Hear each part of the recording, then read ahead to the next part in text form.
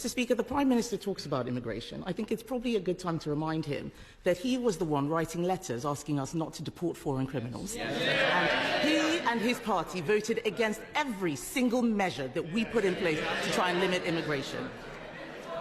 But, Mr. Speaker, the question today is what has been on the lips of all Labour MPs, including, I believe, the Health Secretary yesterday. The Prime Minister knowingly appointed a convicted fraudster to be his Transport Secretary. What was he thinking? Mr. Speaker, the previous Transport Secretary was right when further information came forward to resign. What a marked contrast to behaviour in the last 14 years. And she talks about immigration, record levels of immigration under the previous government, nearly 1 million net money, and she was the cheerleader. She was the one urging on the removal of the caps for work visas. She was thanking the previous Home Secretary for the work that was done. She championed it, she advocated it. Record numbers of immigration. Kemi Badenoch. Mr. Speaker, he's obfuscating, but I'm going to keep him on the topic. He owes the House an explanation. He said that the former Transport Secretary was only asked to resign after further information came to light. What was that further information? I'm not going to disclose private conversations. Further information came to light. The Justice Secretary resigned. As I say, what a marked contrast. But whilst she's obsessing with the Westminster issues, we're getting on with fixing the mess, fixing the foundations, that £22 billion black hole, our prisons bursting, and Mr. Speaker, as we found out last week, nearly 1 million net migration numbers because of the Tory open borders policy. Mr. Speaker, I'm not asking about migration. I'm asking about the former Transport Secretary. He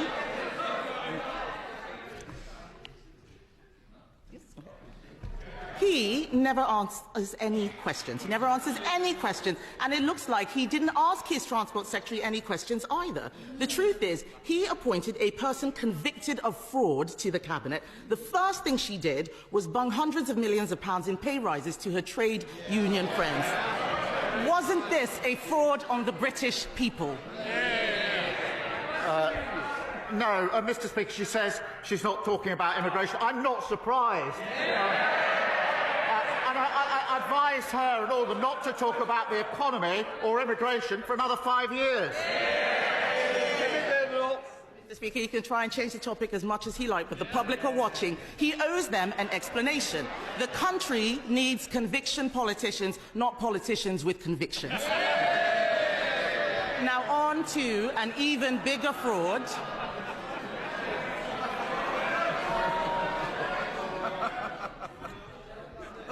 Yes.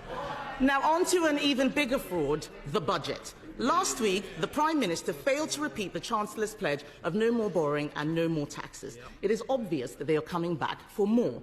In his manifesto, he committed to making Britain the fastest-growing economy in the G7. Does he stand by his own pledge? Mr. Speaker, I gently remind her that 2 of her predecessors had convictions for breaking the COVID rules.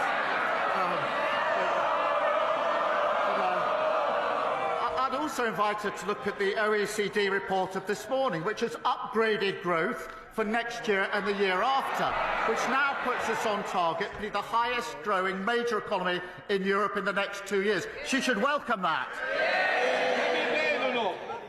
Mr. Speaker, I saw the OECD report, and what it said was that they will be coming back for more taxes. And I think the whole House would have heard him fail to repeat his own pledge. He can't even repeat the pledges that he made just a few weeks ago. We are here to stop him from damaging the economy, and that is why we are.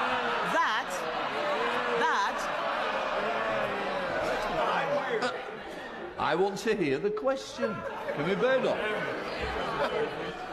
Mr. Speaker, they are laughing the same way they all laughed during the budget when they talked about raising NI. They have no idea what people out there are dealing with. And that is why that is why yesterday we voted against his damaging jobs tax. Even former supporters, Chef Tom Kerridge, who endorsed Labour at the election, said that the budget was catastrophic. He built a real business employing young people, unlike his cabinet of trade union stooges, CV embellishers, and an actual fraudster. None of them have ever run a business. Why won't he listen to business who are saying his budget is catastrophic? Mr. Speaker, I thought the scripted jokes were over, but we had another one about lectures about the economy from the party opposite. They broke the economy, mortgages through the roof, and a £22 billion black hole. And she talks about national insurance. She complains about the rise in national insurance week after week. But then 2 weeks ago, she says that she wouldn't reverse it. She signed trade deals, Mr. Speaker, that had farmers protesting in Whitehall. Now she pretends that she's their champion. She campaigned to remove the cap on migrant worker visas, and now she pretends she's furious about the open borders policy of the last government. Kemi Badenoch. Mr. Speaker, the fact is the Prime Minister has discarded his own Labour leadership promises. He's dropped the 5 missions he said would define his government. He's ditched his pledge to make Britain the fastest-growing economy in the G7. We left office with UK the fastest-growing economy in the G7. And business is saying he has damaged the economy with his budget. Tomorrow he's going to have an emergency reset, Mr. Speaker, just 5 months into his premiership. But why should anyone believe a word he says? Mr. Speaker, the only relaunch on that side of the House is the leadership bids of her rivals. And they should she obviously hasn't read the OECD report of this morning, the fastest growth in the next 2 years of any major economy in Europe. We're proud of that. And they should never be allowed to forget the damage they did to our country. They used Britain like some sort of mad scientist experiment. Open borders, unfunded tax cuts, neglected health service. And now, all the madness is still coming out. They say they should be back in office. They haven't listened, they haven't learned, and they certainly haven't changed. There's only one party that's driving this country forward, and that's this Labour government.